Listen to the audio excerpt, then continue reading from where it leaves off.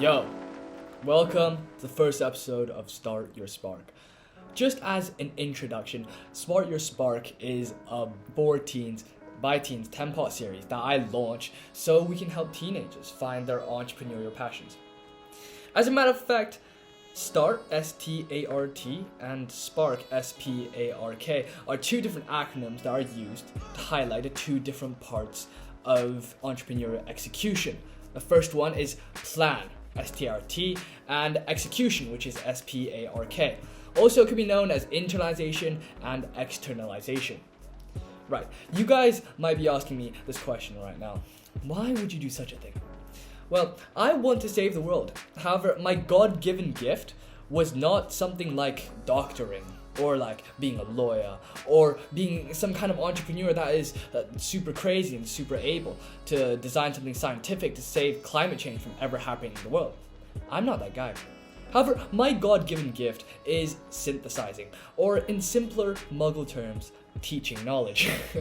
And therefore, I realized if I synthesize all the knowledge for entrepreneurship, surely I can crack the jackpot to becoming a person who can change the world in my own way as well. So, therefore, what about the first episode? The first episode I'm going to go through today with you is brainstorming. And I'm going to teach you how to obtain the best ideas. As a matter of fact, I have read one book for this, and I am an expert in this subject. This brings us on to the acronym today, which is S for sleep on it. You heard me right, sleep on it. You made me laugh, but let us dive into the reason why I would call the first acronym sleep.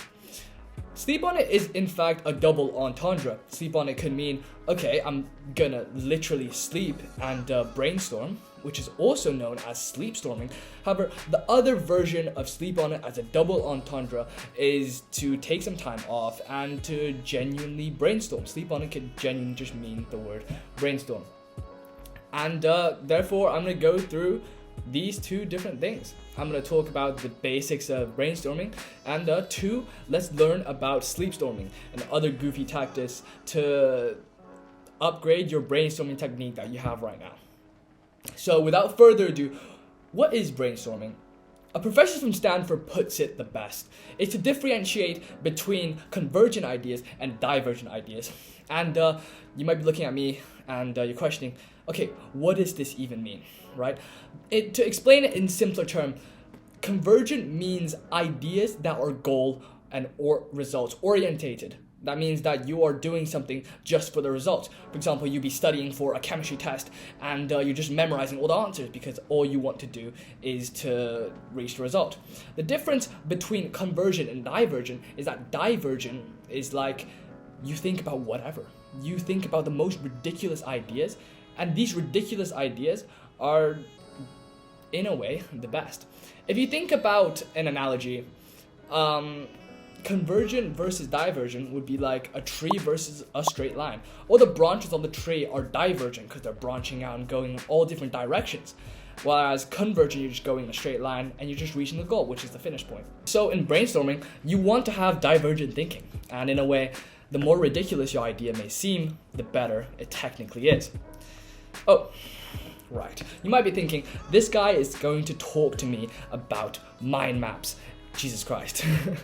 Okay, as a matter of fact, I am the antithesis to ordinary. Therefore, let me teach you how I brainstorm. The premise I set for myself at the start of each brainstorming session is always think outside the box. Quite literally, to think outside the box.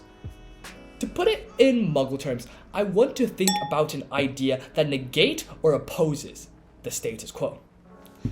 As an example, in my school, we have a lot of children, we have a lot of people, right? And everyone was thinking about how to create their own club. So this is a new idea everyone's going out trying to implement. You can think about a similar analogy as like how everyone's trying to become an entrepreneur these days.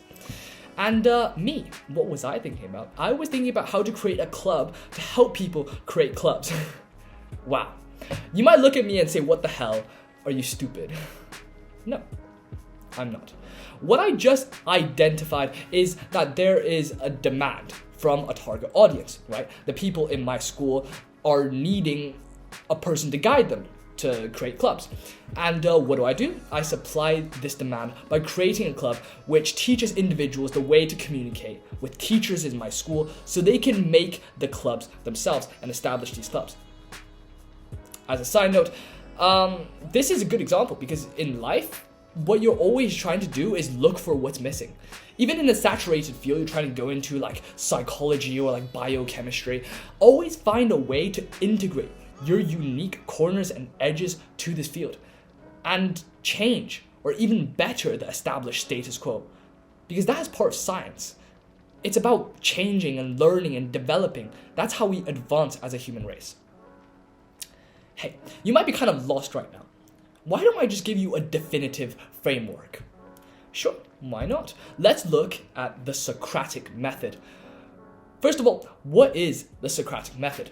Essentially, the greatest philosopher of all time, Socrates, put it himself. It is a way to focus on a person's ability to question the prior beliefs. It is destroying assumptions, destroying everything you knew in the past, and in a way, this could be used for brainstorming as well. If you brainstorm an idea, you can completely destroy or question that belief and say, hey, how do I make it better? Or even if you don't have an idea right now, it's always good to question, hey, what is my target audience and what do they need from me?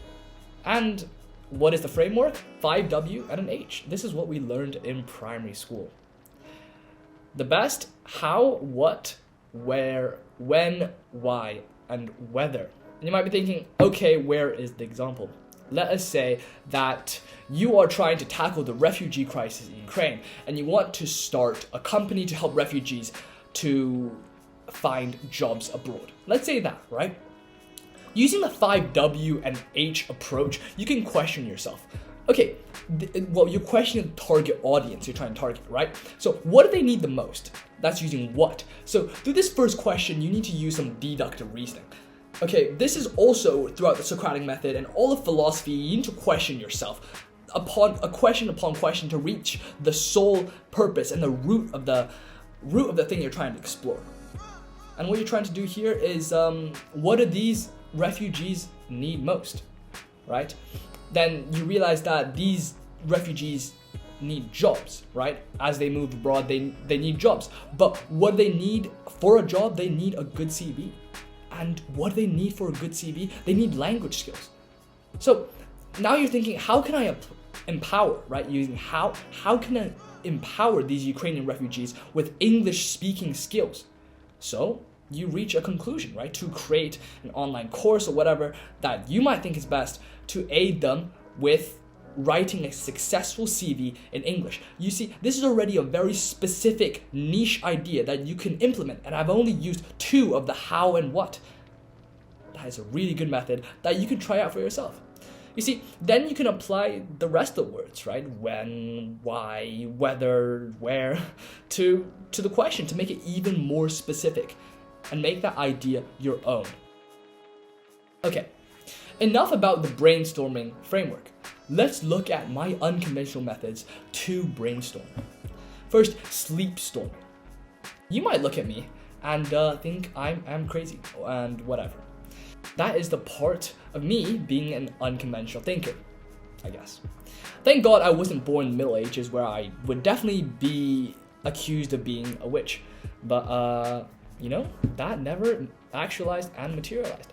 For those science lovers, sleep storming is a genuine technique you can use to brainstorm, right? This differentiates between 2 types of sleep. One is REM sleep, which means rapid eye movement sleep, versus non-REM sleep, which is not rapid eye movement sleep, essentially. So what happens during REM sleep? What happens is that your brain is actually functioning, and this goes against the status quo idea that you are always resting during sleep. And technically, since your brain could function during rapid eye movement sleep, you're actually thinking. And one of the ways that you can brainstorm is through sleeping. That's how Mendeleev, the famous chemistry person who brainstorms the format of the periodic table, got it from. He was sleeping. And however, let's be less scientific and get straight to the point. My favorite way to brainstorm is not necessarily sleep storming, but to lie on my bed and look up at the ceiling. Hey, just like in the movies. Trust me, when you have a difficult day or you're having insomnia or whatever, drift away to an alternate universe. Just look up your ceilings at the imagined stars in your ceiling, and then just brainstorm your new innovative ideas.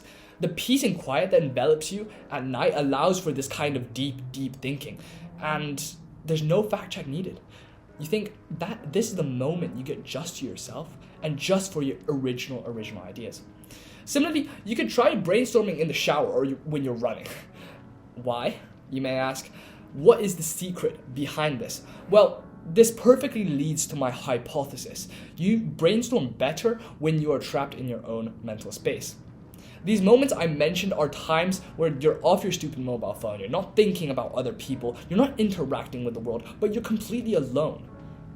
In these moments where it's just you, yourself, and yourself, I meant to say me, myself, and I, you tend to think better. Trust me. And so, that concludes my first video.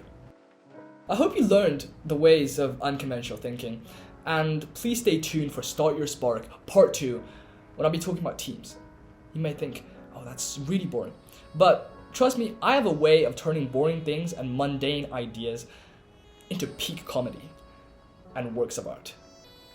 As always, keep dreaming.